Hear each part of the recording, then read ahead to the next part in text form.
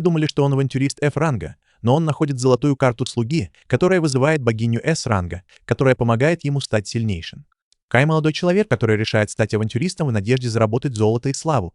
Однако удача не на его стороне, несмотря на то, что он неустанно работал каждый день в течение последних 2 лет. Он все еще застрял на первом этаже подземелья. Как и в любой другой день, Кай направляется в пещеры и начинает медленно ползти к слизи на земле. Но вместо того, чтобы достать меч или нож, он достает инсектицид и распыляет его из 2 флаконов на слизь, пока она не засохнет и не умрет. Он испытывает прилив счастья от того, насколько искусным он стал в уничтожении слизняков. Это ожидаемо, учитывая, что это его 999-е убийство слизняка с тех пор, как он начал работать в этих подземельях в качестве NPC.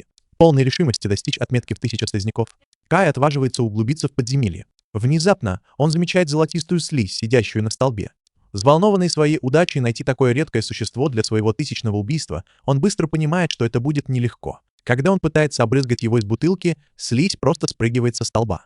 Не растерявшись, Кай хватает новый, более мощный распылитель, наполненный пестицидом, и стреляет в слизь, успешно убивая ее. Он празднует свое 1000-е убийство и с нетерпением открывает свою статистику, чтобы проверить свой ранг, только чтобы понять, что его уровень остался прежним, несмотря на то, что он убил золотую слизь. Он решает оставить все как есть, надеясь получить хотя бы немного хорошей добычи, но вместо обычного монохора он находит маленькая золотая карточка с нарисованной на ней девушкой. Сначала он недоумевает, но потом понимает, что эта карта слуги очень редкий предмет. Он смотрит на характеристики и видит, что слуга относится к классу Валькирий, и ее зовут Сильф. Он пытается найти ее в Инстаграме, но обнаруживает, что о ней ничего не известно. Он решает сначала выбраться из подземелья, а потом продолжить поиски и направляется к выходу. Мимо него проходит группа искателей приключений в потрясающих доспехах, на которые Кай смотрит с завистью. Он задается вопросом, сможет ли когда-нибудь купить себе такие, и идет к стойке регистрации, чтобы получить деньги в обмен на ядра слизней. Администратор Хитсу выдает ему по 500 иен за каждое ядро, то есть всего 1500 иен, что совсем немного. Но Кай берет деньги и собирается уходить. Внезапно он останавливается и спрашивает Хитсу, знает ли она, сколько может стоить редкая карта слуги, особенно если слуга относится к божественному классу. Хитс ненадолго задумывается и говорит, что такая карта — ценный коллекционный предмет и стоит больше миллиарда иен. Кай в шоке, но молчит и возвращается к своему шкафчику, складывает вещи, переодевается в повседневную одежду и выходит из здания. Оказывается, подземелье — часть парка развлечений, где можно купить абонемент и зайти внутрь, чтобы исследовать подземелье и найти ценные предметы. Несколько детей в костюмах ходят вокруг и говорят, что хотят стать исследователями, когда вырастут. Но Кай погружен в свои мысли и продолжает думать о карте. В ожидании поезда он встречает 2 своих друзей, Синдзи и Хаэта, и они все вместе садятся в поезд. Кай говорит им, что так и не продвинулся дальше 3-го уровня, и спрашивает, почему они не исследуют подземелья. Хаэта отвечает, что 2 года назад, когда они только начали исследовать подземелье, они спустились на 2-й этаж и наткнулись на гоблина. Они думали, что легко с ним справиться, но в итоге гоблин в одиночку надрал им задницы. С тех пор и Синдзи и Хаята решили, что подземелье не для них. Они с большим удовольствием исследуют другие достопримечательности, куда можно попасть по их абонементам. Вечером Кай выходит из поезда и идет домой, где ужинает с семьей, принимает ванну и ложится спать. На следующее утро он все еще размышляет, стоит ли продавать карту, ведь за 1 миллиард иен он может купить себе любое оружие. Он хочет и может купить себе столько видеоигр, сколько пожелает. Его размышление прерывает голос. Это его друг Кацу, который спрашивает, где Кай был прошлой ночью.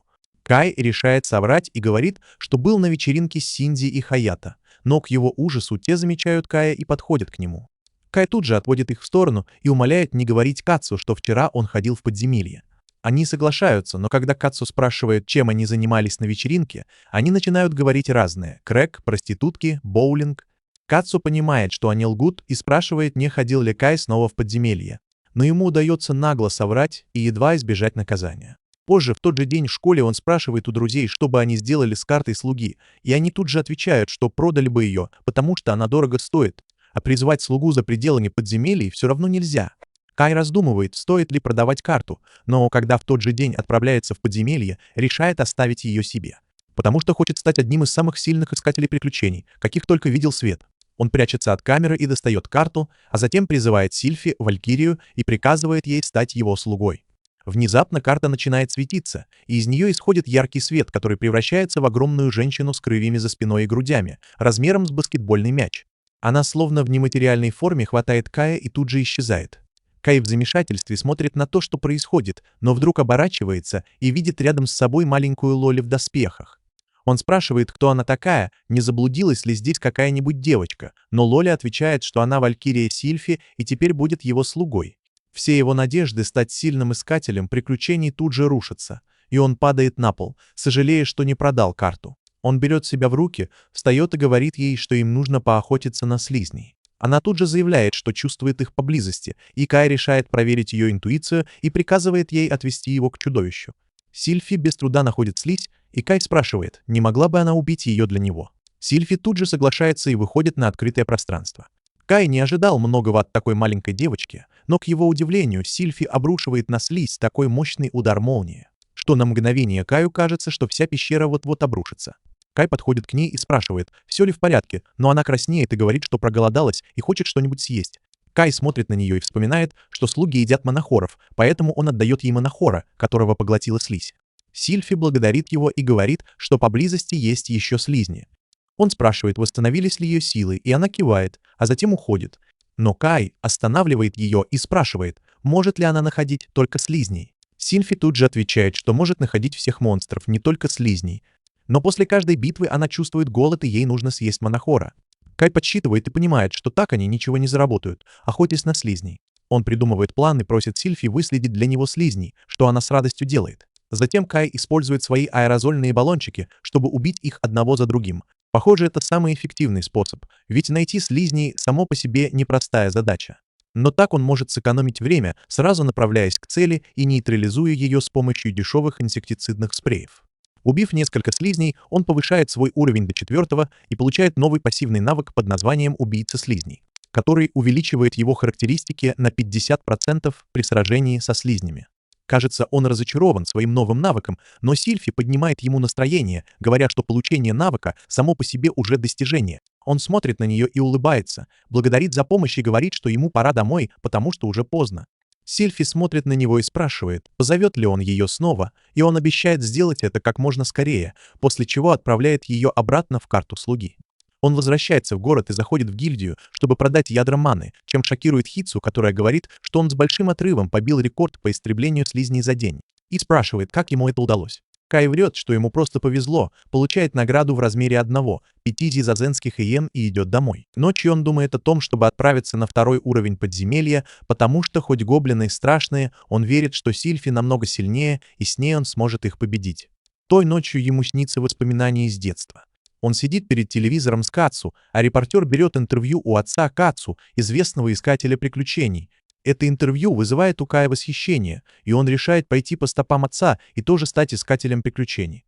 На следующее утро он просыпается с новой решимостью и уверенностью и отправляется на 2 этаж вместе с Сильфи, новым мечом и щитом, который он купил на свои деньги. Он твердо намерен пройти все подземелья на своем пути и стать самым известным искателем приключений в мире. Они входят в пещеру и некоторое время идут, пока Сильфи не понимает, что что-то не так, и не спрашивает Кая, все ли в порядке. Он очень бледен и сильно дрожит. Кай явно боится этой пещеры, но лжет Сильфи, что просто очень взволнован. Но как только Сильфи говорит ему, что чувствует поблизости гоблина, он тут же разворачивается и бежит. Сильфи в недоумении спрашивает, что он творит. Но Кай нагло врет ей, что у него срочные дела дома. Внезапно он вспоминает отца Кацу из телеинтервью и останавливается, решив, что не может так просто отказаться от своей мечты. Он хватает деревянный меч и просит Сильфи идти впереди. Вскоре они находят спящего за огромным камнем гоблина, но Кай слишком напуган, чтобы что-то предпринять. Он просит Сильфи убить гоблина. Она тут же соглашается и начинает читать заклинания, а гоблин просыпается и готовится к бою. Но их прерывает Кай, который вклинивается между ними с мечом и говорит Сильфи, что передумал, но просит быть наготове. Он бросается на гоблина, но промахивается, и гоблин отступает. На этот раз гоблин нападает и пытается повалить Кая на землю, но в последний момент тот блокирует удар щитом. Они долго борются, но постепенно Кай одерживает верх и отталкивает гоблина, и тот падает на землю. Кай тут же пытается воспользоваться этим и бросается на врага с мечом, но на этот раз его удар блокируется гоблином, который выхватывает меч из рук Кая и обезоруживает его, а затем бросается на него, чтобы прикончить. Кай падает навзничь, безоружный, но вспоминает, что у него есть баллончики, быстро достает их и брызгает в глаза монстру. Гоблин слепнет, и Кай успевает нанести последний удар. Он поднимает меч и бросается на гоблина, но спотыкается о камень, падает на землю и случайно пронзает гоблина мечом в грудь, убивая его на месте. Сильфи радуется и поздравляет Кая, но тот все еще напуган. Он хватает кристалл маны, радуясь, что остался жив. Внезапно его окутывает золотое сияние, и он понимает, что снова повысил уровень.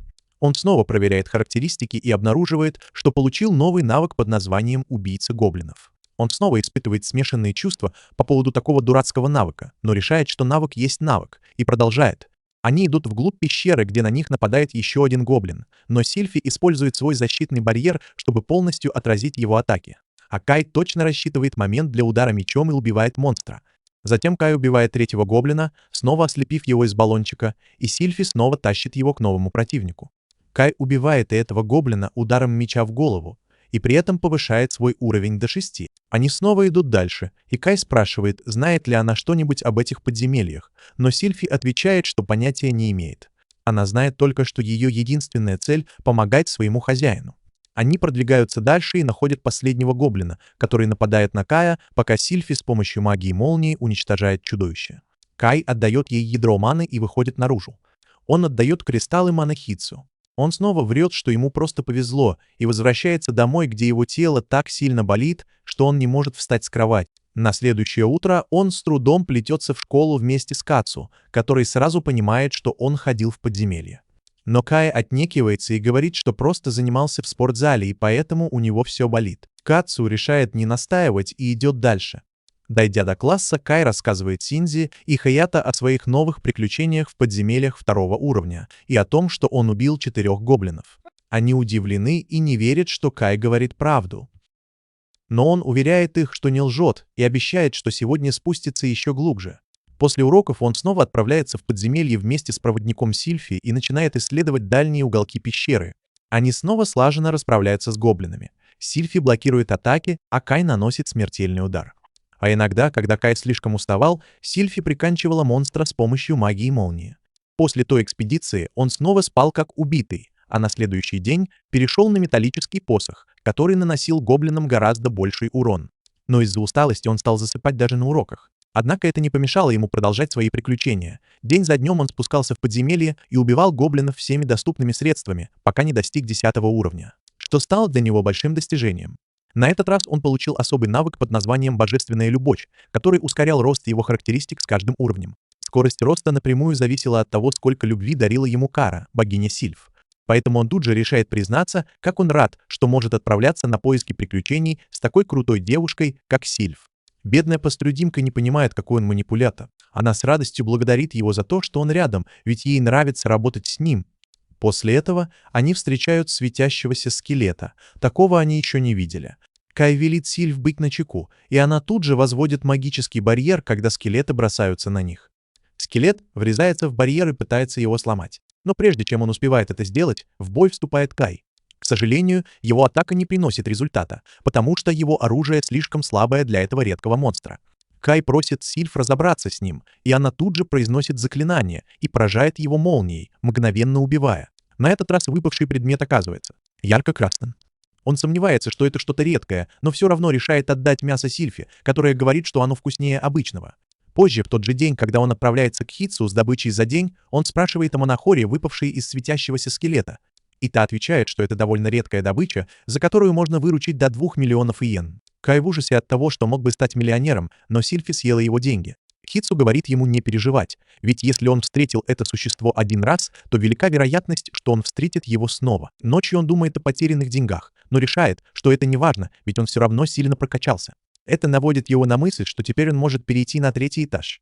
Но он знает, что на 3-м этаже враги появляются группами и могут быть гораздо опаснее. Помня об этом, на следующий день он говорит Сильфи, что какое-то время она должна просто наблюдать и ничего не делать. Сильфи пугается, думая, что сделала что-то не так, и извиняется. Но Кай объясняет, что хочет подняться на 3-й этаж, но боится, что слишком сильно будет зависеть от нее, и она не сможет его спасти. Поэтому он хочет сначала стать сильнее. Сильфи с облегчением вздыхает и желает ему удачи, как вдруг из-за камня появляется гоблин. Кай уверенно просит Сильфи оставаться позади и расправляется с ним. Но план проваливается, и Кай получает серьезную рану. Ему приходится покупать у Хитсу зелья, на что уходят все его сбережения. В В ту ночь он думает о том, что ему нужно много моноядерных кристаллов, чтобы прокормить Сильфи, а также более качественное снаряжение. Поэтому он решает начать с самого начала и снова спускается на первый этаж, чтобы убить как можно больше слаймов и получить навыки, уровни и моноядерные кристаллы. После нескольких дней изнурительной работы в подземельях в одиночку, он наконец собирает достаточно мана-кристаллов и чувствует себя готовым перейти на третий этаж. Но прежде чем они успевают покинуть пещеру, Сильфи говорит, что чувствует присутствие слаймов другого вида. И интуиция ее не подводит. Неподалеку Кай замечает серебряного слайма. Он тут же бросается в бой и стреляет в слайма из распылителя, но слайм оказывается быстрее и уворачивается. К счастью, Сильфи была наготове и ударила по слайму молнией, мгновенно убив его. К их удивлению, из слайма выпадает еще одна карта слуги, что просто невероятно. Кай поднимает карту и видит, что это карта слуги ранга демон по имени Люс. Он оглядывается и видит, что Сильфи явно расстроена из-за карты, ведь демоны и богини должно быть не очень ладят. Но даже после этого он решает поступить по-своему, даже не посоветовавшись с Сильфи, и тут же призывает слугу демона. Их полностью окутывает огромное красное пламя, из которого появляется огромная демоница и в своей эфирной форме пролетает сквозь Кая, как это было с Сильфи. Он снова смотрит вниз и замечает еще одного низшего. Но на этот раз у нее крылья летучей мыши и рога на голове. Он понимает, что теперь его отряд будет непобедим с демоном и богиней в его составе. Лоли смотрит на него и представляется демоном Виконтом Люком. Прежде чем спросить Кая, он ли ее вызвал, Кай интересуется, может ли она превратиться во взрослую женщину. Она не может, и это его очень расстраивает. Он падает на колени, потому что всегда мечтал о демонической мамочке. Но он все же встает и представляется, а Люк тут же начинает его подкалывать, потому что считает его слабым и ненадежным. Кай в шоке, а Сил прячется за его спиной и робко говорит Люку, что не стоит так разговаривать с хозяином. Люк говорит ей, что у всех демонов острый язык, так что не стоит воспринимать ее слова всерьез. Сил успокаивается и представляется маленькой демоницей. Люк осматривает ее и сразу понимает, что перед ней слуга божественного класса. Затем она поворачивается к Каю и просит его покормить ее, потому что она голодна. Кай говорит, что она еще ничего не сделала и откуда ей знать, голодна она или нет. Но тут Сил чувствует поблизости слизь и сообщает об этом. Они прячутся за камнем, чтобы проверить, обычная ли это слизь. Но Люк не так осторожна, она бесцеремонно выходит и призывает трезубец. Затем она создает огненный шар и швыряет его в слизь, происходит мощный взрыв, а Сил и Кай в изумлении наблюдают за происходящим. Кай подходит и дает ей кристалл маны, но она тут же просит еще один. Кай говорит, что у него больше нет, и это раздражает Люк, которая заявляет, что не любит скупердяев. Кай просит ее показать еще какой-нибудь навык и обещает за это дать ей кристалл маны. Она вздыхает, но тут видит бегущего к ней гоблина и использует на нем магию разложения, которая полностью уничтожает гоблина. Он тут же начинает гнить и с отвратительным звуком падает на землю. Силой Каю становится плохо. Кай дает ей еще один кристалл, который ей очень нравится, и она тут же хочет спуститься еще глубже, чтобы поохотиться на других монстров. Кай останавливает ее и спрашивает, знает ли она что-нибудь об этих подземельях, но она отвечает, что ничего не знает об этом мире. Он говорит, что на третьем уровне монстры нападают группами, и чтобы справиться с ними, нужно более мощное снаряжение. Ее это не особо волнует, и она все равно хочет спуститься глубже. Но Кай говорит, что на третий уровень они отправятся завтра. Она не горит желанием ждать до завтра, но Каю и Силу каким-то образом удается ее убедить, и она соглашается не заходить сегодня в пещеру слишком далеко. На следующее утро они спускаются на третий уровень подземелий, и Каю очень страшно, но он уверен в способностях своих слуг, к тому же он купил новое снаряжение, например, арбалет. Сил говорит, что арбалет очень красивый, и Кай, похоже, доволен покупкой, ведь она обошлась ему недешево. Внезапно они слышат рычание и видят за углом двух адских гончих, которые ищут добычу. Кай решает выстрелить первым, но стрела пролетает мимо, и монстры тут же бросаются на него. Он пытается перезарядить арбалет, но уже слишком поздно, гончие почти настигли его. К счастью, Сил приходит ему на помощь и создает барьер, который блокирует атаку, а Люк выскакивает из укрытия с пылающим трезубцем в руке и выпускает огненный заряд в гончих, разрывая их на куски. Кай дает ей кристалл маны. Она просит еще один, но Кай говорит, что не может отдать ей все кристаллы маны, и они продолжают путь вглубь пещеры. Вскоре они натыкаются на демонических кабанов, которые несутся на них на полной скорости, но Люк, как всегда, готов к этому и одним взмахом трезубца разрывает кабанов на куски. К сожалению, один из кабанов уворачивается от атаки и выскакивает из огня. Люк готовится нанести еще один удар, но Кай говорит, что сам с ним разберется и прицеливается. На этот раз он попадает в цель и выбивает кабану глаз. Но этого недостаточно, чтобы убить демонического кабана, который приходит в еще большую ярость и бросается на Кая, чтобы отомстить. Кайл пытается перезарядить арбалет, но падает на пол. Но прежде чем кабан успевает напасть на него, он успевает выстрелить еще раз, и стрела попадает кабану прямо в голову, убивая его на месте, всего в нескольких сантиметрах от Кая. Сил хвалит его за первое убийство на этом этаже и за то, что он поднялся до 11 уровня, а Люк подшучивает над ним за то, что он упал, и просит еще кристаллов маны. После того, как они покидают подземелье, он выходит из него и случайно подслушивает разговор двух девушек о том, что они прошли подземелье 6 уровня. Потому что объединились в группу, они шли поодиночке. На следующий день в школе он задается вопросом, не стал бы он расти быстрее, если бы устроил вечеринку. В тот день он спускается в подземелье, где Люк, как обычно, вовсю использует огненные взрывы, чтобы уничтожать всех монстров на своем пути. На этот раз даже Сил демонстрирует свою магию молний, чтобы оглушить и убить демонического кабана. Люк не хочет, чтобы кто-то ее превзошел, поэтому сразу же использует заклинание разложения, чтобы убить еще 2 крыс-монстров, отчего у Сил и Кая начинается расстройство желудка. Но они получают свою долю кристаллов маны, а Люк, как и ожидалось, просит еще еды. Они продолжают убивать монстров, за что получают в награду ядра маны. Но Кай замечает, что Сил как будто не в себе. Он спрашивает, все ли в порядке, но она тут же меняет тему и говорит, что видела неподалеку еще адских гончих. Вечером, вернувшись домой, Кай думает о том, что Сил, возможно, избегает его по какой-то причине. Ему приходит в голову мысль, что, может быть, они не подходят друг другу, потому что Сил богиня, а Люк — демон. Он не знает, что будет делать, если они поссорятся и решат использовать свои божественные силы друг против друга. Эта мысль пугает его до чертиков, и он не может уснуть от волнения. На следующее утро по дороге в школу Кацу встречает его и спрашивает, удалось ли ему поспать прошлой ночью. Она говорит, что если его что-то беспокоит, она может помочь. Это трогает его до глубины души, и он решает свалить все на своих друзей и говорит, что у Синдзи 2 подруги. Одна из них очень милая и приятная, а другая немного резкая. Кажется, они не ладят друг с другом, и он переживает, что дело может дойти до ссоры. Кацу выглядит растерянной, но спрашивает, говорили ли девочки, что не любят друг друга, а если нет, предлагает ему спросить их напрямую. Именно так Кай и поступает в тот день. Он вызывает в пещере только Сил, который оглядывается и спрашивает, где Люк. Кай говорит ей, что не стал вызывать ее, потому что хотел поговорить с ней наедине. Сил немного смущается, но спрашивает, о чем он хочет поговорить. Тогда Кай решает перейти к делу и спрашивает, не нравится ли ей Люк. Как ни странно, Сил отвечает, что это не так, потому что сначала он показался ей немного пугающим. Но когда она сказала ему не принимать ее слова всерьез, они подружились, и теперь он ей очень нравится. Кай подходит к ней вплотную и спрашивает, все ли у нее в порядке. Она качает головой и говорит, что у нее все хорошо, но Кай настаивает, утверждая, что она выглядит встревоженной. Он спрашивает, что ее беспокоит, и говорит, что она очень важна для него. Сил немного растрогана и говорит, что в последнее время он относится к Люку гораздо лучше, чем к ней, и она хочет, чтобы он относился к ним одинаково. Кай не считает, что он как-то по-разному к ним относится, но Сил утверждает, что с ней он очень мил, много говорит и даже дает ей дополнительные манаядра. Она говорит, что до появления Люка он много с ней разговаривал. Но теперь он в основном разговаривает с Люком, а не с ней. Кай осознает свою ошибку и обещает относиться к ней так же и больше с ней общаться. Позже он доказывает, что он человек слова. Он дает Люку и Сил по 2 монохора и даже хвалит Сил за сообразительность, которая спасла ему жизнь. На этот раз Люк упрекает его, говоря, что ее он так не хвалил, и в итоге хвалит ее за мощное заклинание, которым она убила монстров. Вскоре они идут дальше, и Сил удается убить еще несколько адских монстров, за что она получает уровень.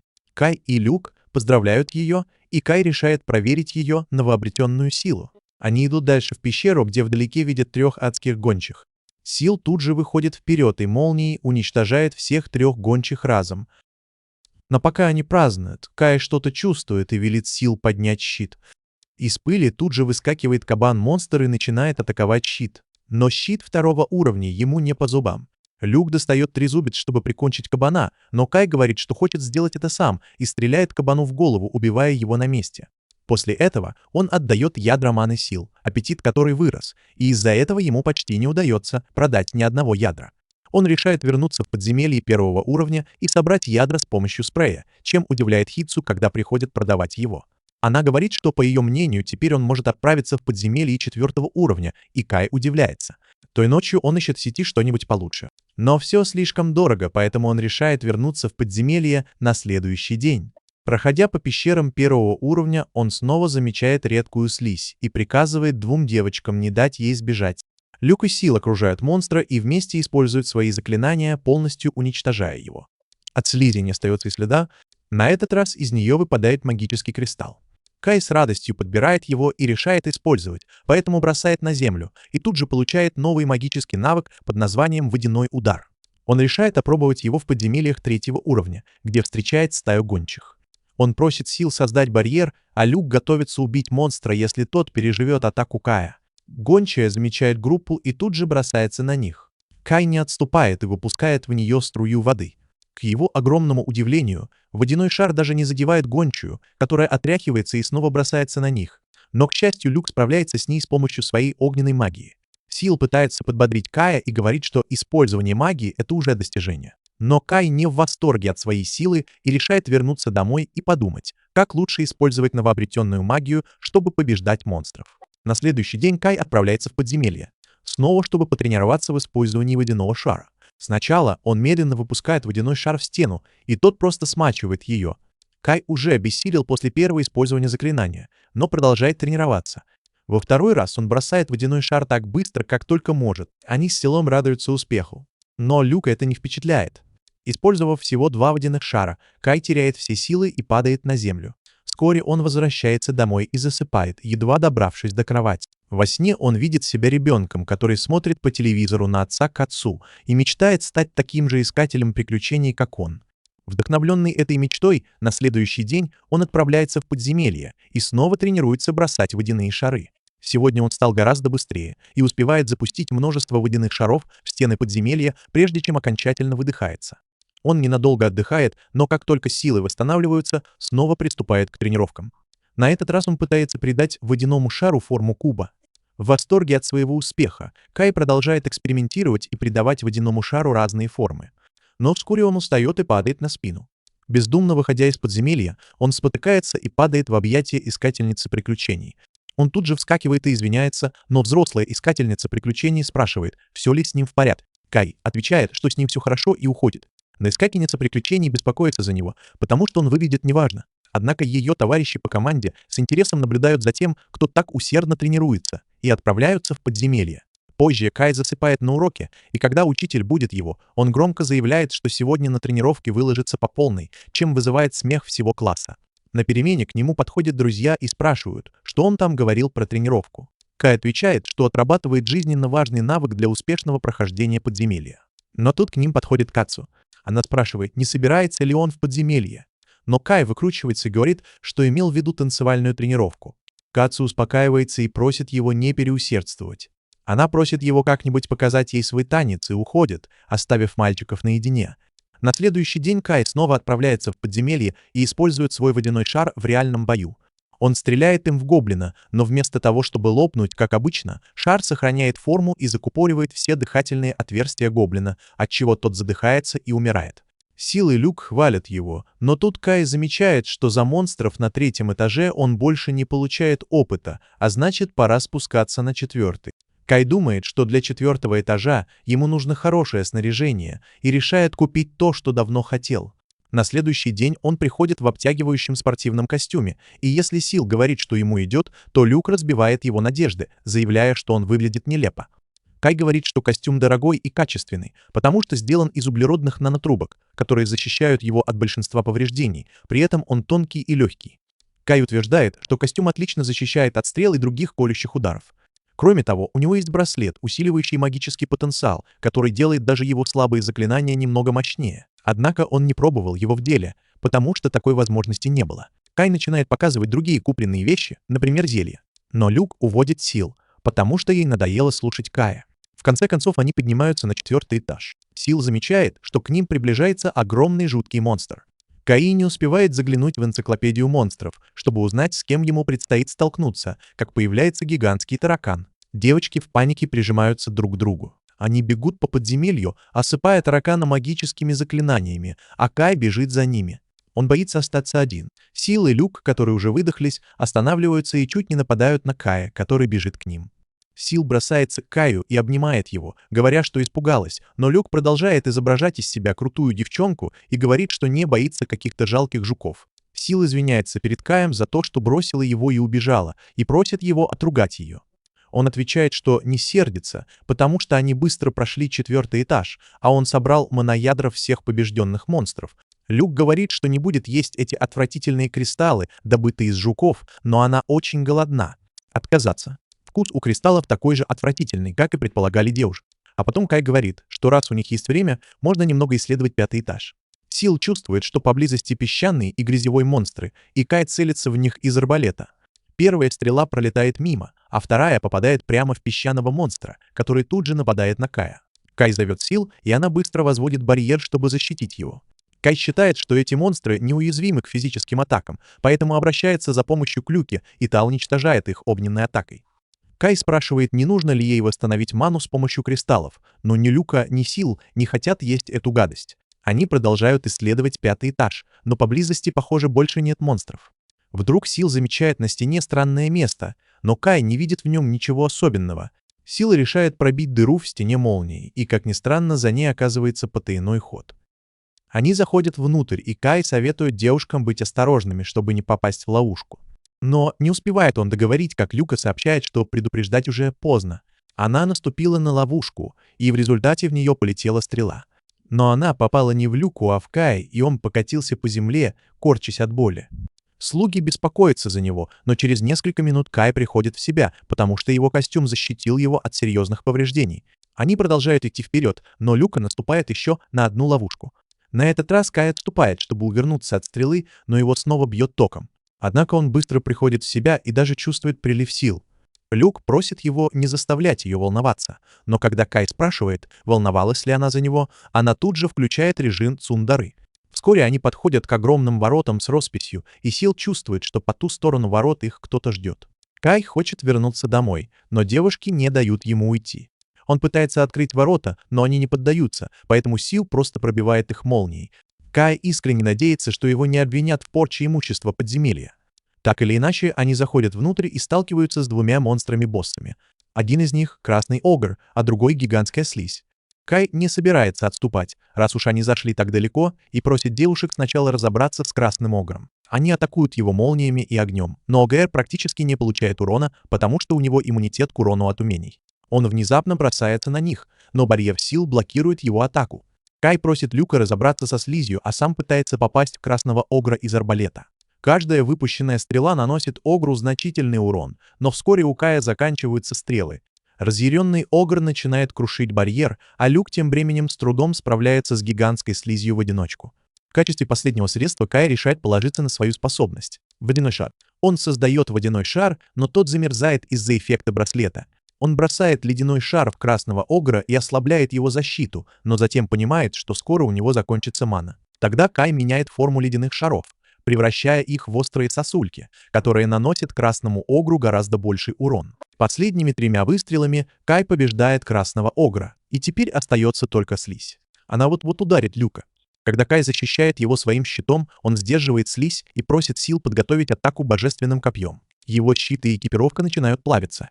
Но тут Сил бросается на слизь с божественным копьем и пронзает ее. Однако даже это не наносит монстру особого урона. Кай хочет сдаться, но, вспомнив о своем герое, бросается вперед, уворачиваясь от атак слизи, а затем использует свой старый добрый спрей от насекомых. Потому что хоть монстр и огромный, он все равно остается слизью. Здоровье слизи постоянно уменьшается, а Сил защищает Кая с помощью магического барьера. Когда у Кая заканчиваются 2 первых флакона, он достает из сумки 2 особо мощных спрея от насекомых и распыляет их на слизь. Наконец, ее здоровье падает до 0, и она умирает.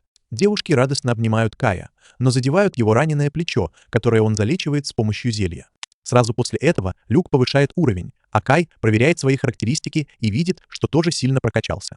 Он быстро собирает магические ядра и находит красное ядро огра, за которое наверняка можно выручить хорошие деньги. Когда он пытается найти ядро слизня, то вместо него находит магический меч редкого качества, который больше похож на нож для колки мяса, чем на магический меч. Позже Кай приносит мана-ядро красного огра Хитси, которому интересно, где он его нашел. Кай рассказывает ему о том, как обнаружил на 5-м этаже скрытое подземелье и победил там босса. Хитси говорит, что они немедленно проверят подземелье, а затем сообщает Каю, что красный монохор стоит больших денег. Кай рад это слышать. А потом Хитси сообщает ему еще одну хорошую новость. На следующей неделе они собираются вместе пройти 7-й этаж. На следующей неделе Кай приходит на мероприятие и встречает 3 девушек, с которыми столкнулся на днях. Их лидер представляется как Эри. Розовую девушку-кошку зовут Мику, а третью — Хикари. Кай тоже представляется и спрашивает, будут ли они в одной группе. Вскоре они присоединяются к остальным участникам, которые направляются на 7-й этаж. Кая ставят в пару с Эри и ее группой, и они берутся за руки, готовясь к телепортации на 7-й этаж. Под их ногами появляется магический круг, и они мгновенно оказываются на 7-м этаже. Кай говорит девушкам, что очень нервничал, потому что он всего 2-й раз пользуется порталом для перемещения, через который в прошлый раз вернулся на поверхность. Девушки отвечают, что они тоже впервые здесь. Сотрудник Ассоциации приключений показывает им направление, в котором нужно идти, и они видят прямо перед собой магазин для охотников. Кай покупает много всего и, складывая покупки в рюкзак, спрашивает девушек, не нужно ли им что-нибудь купить. Эри показывает ему небольшую сумку, которую она несет, и Кай узнает в ней магический мешочек, который стоит как квартира с 2 спальнями и 2 гостиными в Нью-Йорке. Девушки говорят ему, что волшебные мешочки им купили родители, и Кай понимает, что они из богатых семей. Теперь они готовы отправиться на 7-й этаж, где обитают в основном големы. Внезапно они видят приближающихся людей, которые, подойдя ближе, оказываются сотрудниками, обслуживающими подземелье и следящими за его чистотой. После этого Кай сообщает, что у него 16-й уровень, и спрашивает Эри, какой у нее уровень. Она отвечает, что у нее 18-й уровень, а у Хикари и Мику 15-й. Но у Хикари много маны, потому что она маг. В этот момент они слышат, как падают камни, и, обернувшись, видят, как несколько камней собираются вместе и образуют голема. Эри тут же берет инициативу в свои руки и атакует голема копьем. После нескольких ударов ей удается победить его, и Кай впечатлен тем, что ей даже не понадобилась помощь. В этот момент появляется бронзовый голем, это Хикари. Наступает ее звездный час. Она использует заклинание «Волна земли», которое обездвиживает голема. Затем Мику призывает своего слугу Ласку, которая использует стихию ветра, и тот бросается на голема и начинает атаковать его ветряными лезвиями. Пока голем отвлечен, Хикари использует мощный огненный шар, чтобы расплавить его, а Эри добивает его. Кай поворачивается, чтобы похвалить их за командную работу, и замечает позади Хикари и Мику железного голема. Он пытается выстрелить в него из арбалета, но голем слишком крепкий. Мику пытается прикрыть Хикари, но Эри встает перед ними и отражает атаку голема. Она высоко подпрыгивает и изо всех сил бьет голема, но не причиняет ему никакого вреда. Даже огненный шар Хикари оказывается бесполезным. Мику приказывает своему слуге Снетчу атаковать, но тот тоже ничего не может сделать, и его сбивает с ног отлетевший камень. Кай думает, что ему стоит призвать своих слуг, но тут из его кармана выпадает волшебный меч, который он получил после битвы с боссом. Он вспоминает, что читал о нем в интернете, и узнает, что волшебный меч Балцер наносит урон цели в зависимости от того, что представляет себе его владелец. Кай решает попробовать это оружие, прежде чем призывать Сила и Люка. Он просит Хикари обездвижить голема с помощью волны земли, а Эри отвлечь его. Воспользовавшись моментом, Кай пробирается за спину голема и представляет, что побеждает его одним ударом. Он пронзает голема волшебным мечом и побеждает его. Девочки поражены его силой, но позже, за обедом, он рассказывает им о волшебном мече Балзарде. Девочки все равно считают его крутым. Затем Кай спрашивает у Мику, в порядке ли ее слуга Снетч, и она отвечает, что с ним все хорошо. Он говорит, что никогда не видел такого проворного слугу, а Мику замечает, что он, должно быть, вообще не видел слуг, потому что их не снимают камеры. Кай понимает, что она права, и радуется, что сотрудники гильдии не видели Люка и Сил. Он спрашивает Мику, знает ли кто-нибудь о Снетч Апарт, кроме ее друзей, но она отвечает, что ее отец купил его на аукционе, а потом они зарегистрировали его в гильдии.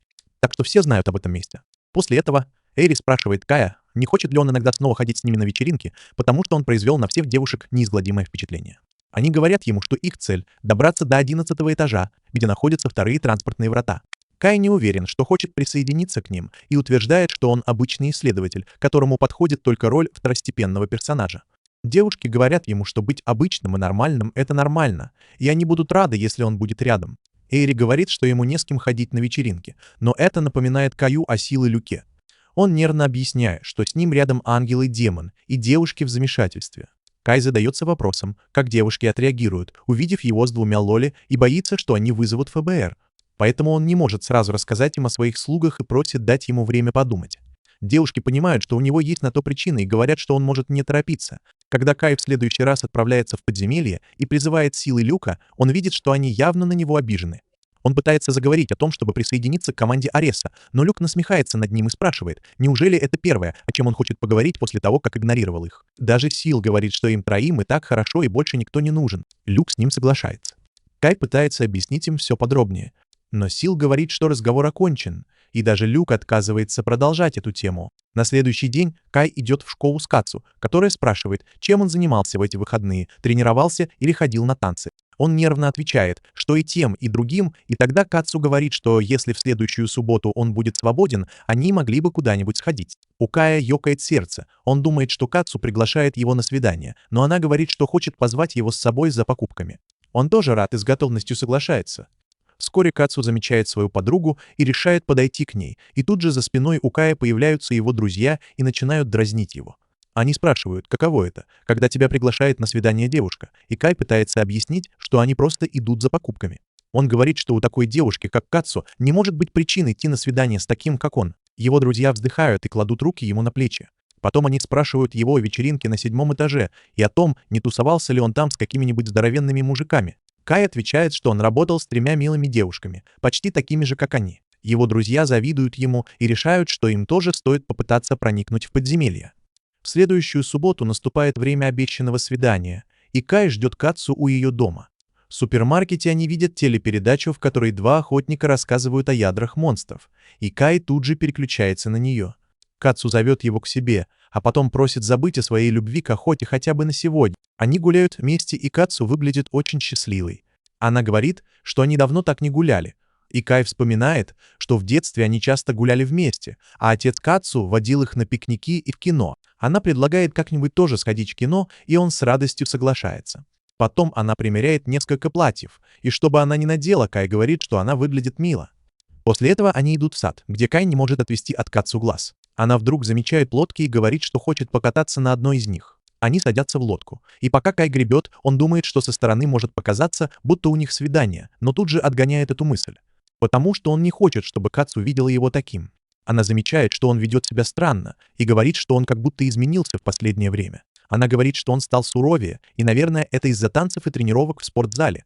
Кай может только соглашаться с ней. Потом они идут пить кофе и пробуют напитки друг друга.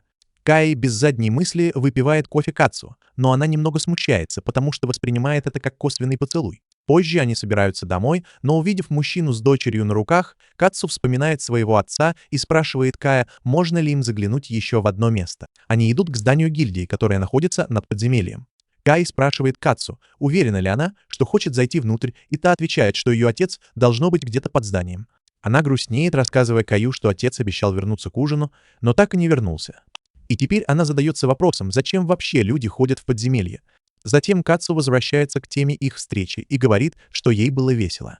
Она уходит, а Кай остается, понимая, что она за него переживает. Однако он твердо намерен однажды стать таким же героем, как отец Кацу, и доказать ей, что он чего-то стоит. В следующий раз, когда Кай спускается в подземелье, он экспериментирует, комбинируя свои способности.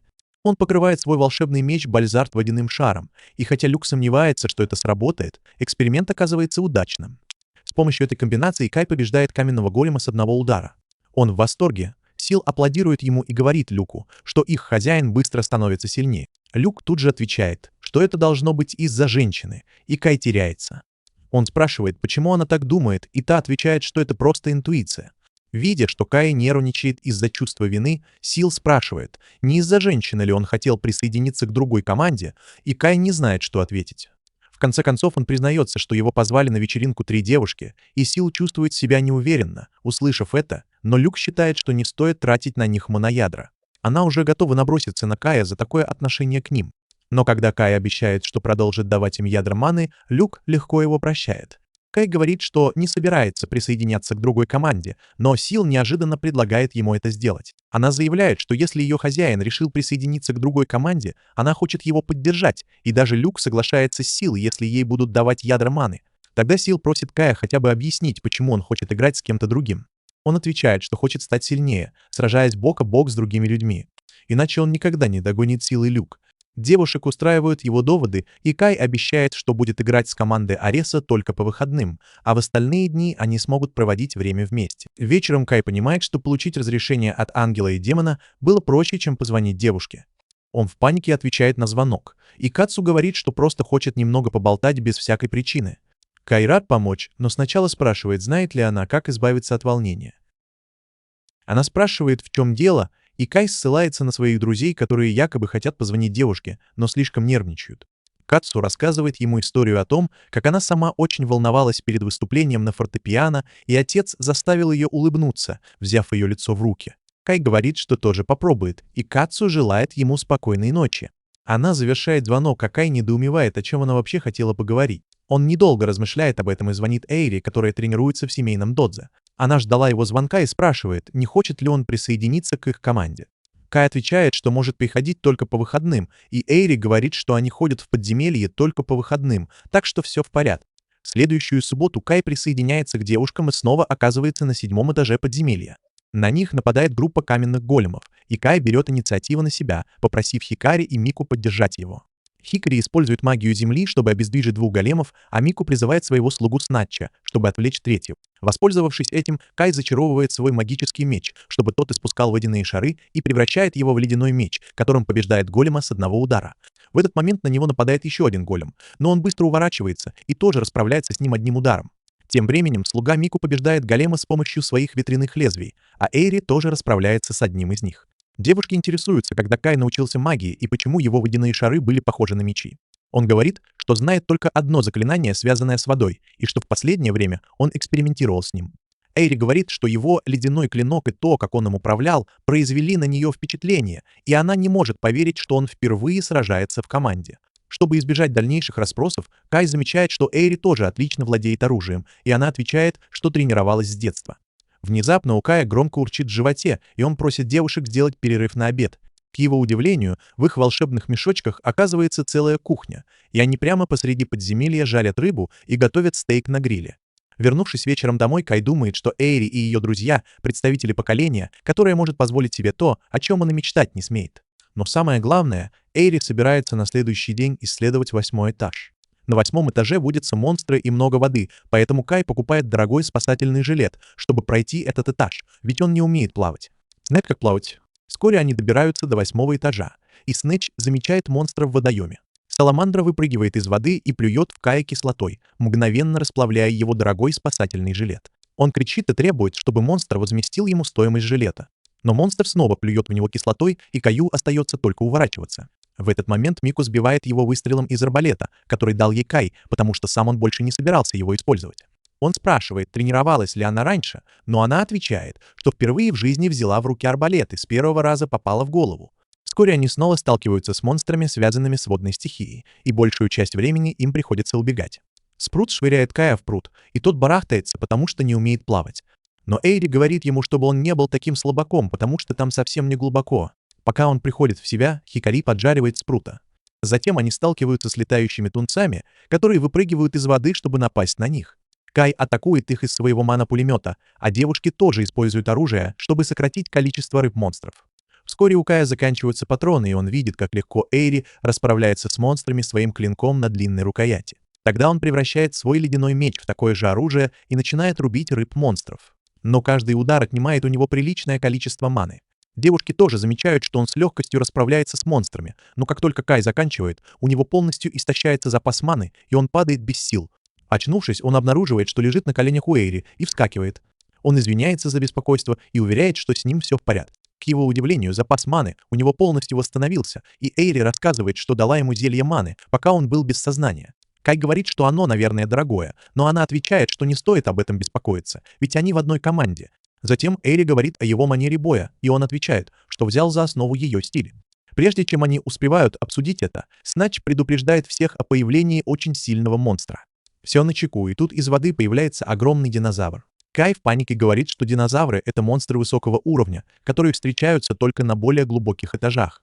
Кай и девушки пытаются убежать, но динозавр преследует их. Из-за его огромного веса пол проламывается, и путь к выходу оказывается отрезан. Понимая, что выхода нет, Кай заявляет, что они должны сражаться вместе, чтобы выжить. Он приказывает Микью и Хикари атаковать динозавра на расстоянии, а Эри атаковать его, пока он будет отвлекать его внимание. Магия земли Хикари и воздушные лезвия Снатча не причиняют вреда водному динозавру, и хотя Каю удается ранить его ледяным клинком, урон слишком мал, чтобы остановить его.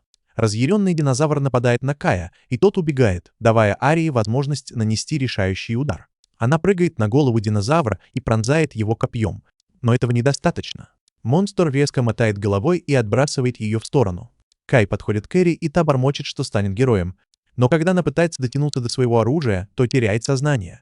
Кай поддерживает ее и думает, не стоит ли позвать Сила и Люка, ведь раскрывать их присутствие перед другими – не лучшая идея. Но увидев, что монстр пытается напасть на Хикари и Микью, он понимает, что сейчас не время колебаться. Он достает карты слуг и призывает своих девушек. Перед появлением Силы и Люка бушует ослепительная буря божественной и демонической энергии, и все с трепетом наблюдают за ней. Даже Эйри открывает глаза как раз вовремя, чтобы увидеть, как появляются Сильф и Люк. Кай извиняется перед ними за то, что вызвал их в последний момент, и просит победить динозавра. Они обрушивают на него молнии и огненные атаки, и монстр погибает за считанные секунды. Как только с монстром покончено, Сильф подбегает к Каю и спрашивает, не ранен ли он. Он отвечает, что с ним все в порядке, и тут появляется Люк и говорит, что Кай в итоге все-таки запал на женщин. Внезапно на Сильф набрасывается Мику, которая никогда раньше не видела таких милых созданий. Она спрашивает Сильф, действительно ли та ангел, а Хикари благодарит Люка за спасение и тоже восхищается милой демоницей Лоли. Люк пытается вести себя как обычно, холодно, но не может отказать Хикари, которая смотрит на нее с неподдельной искренностью и позволяет ей приблизиться. Даже Эйри очарована их милотой, но сдерживается и спрашивает Кая, не его ли это слуги, на что он отвечает утвердительно. Позже они выбираются из подземелья, и родители Хикари приходят за ней и Мику. Когда они остаются одни, Кай вспоминает, как Эйри отчаянно пыталась вернуться в бой, даже после того, как потеряла сознание, и говорила, что хочет быть героем. Он спрашивает, можно ли об этом поговорить, и узнает, что стать героем, который готов принять любой вызов и спасти всех, ее вдохновил отец. Кай думает, что они с Эйри похожи. После этого она приглашает его на мероприятие для студентов в ее университете в следующие выходные. Кай рассказывает об этом друзьям, потому что Эри учится в очень престижном университете. Друзья советуют ему пригласить вместо них Кацу, потому что она тоже интересуется этим университетом, и это можно будет назвать их вторым свиданием. Кай в панике, но Кацу слышит свое имя и приходит с подругой, спрашивая, не говорили ли они о ней за ее спиной. Кай пытается возразить, но друзья подталкивают его вперед, и он, чтобы успокоиться, использует технику избавления от нервозности. А потом пытается рассказать Кацу о мероприятии для студентов. Оказывается, Кацу уже собиралась туда пойти и с самого начала хотела, чтобы Кай был с ней. На следующие выходные она надевает платье, которое Кай выбрал для нее на предыдущем свидании, и идет на мероприятие для студентов.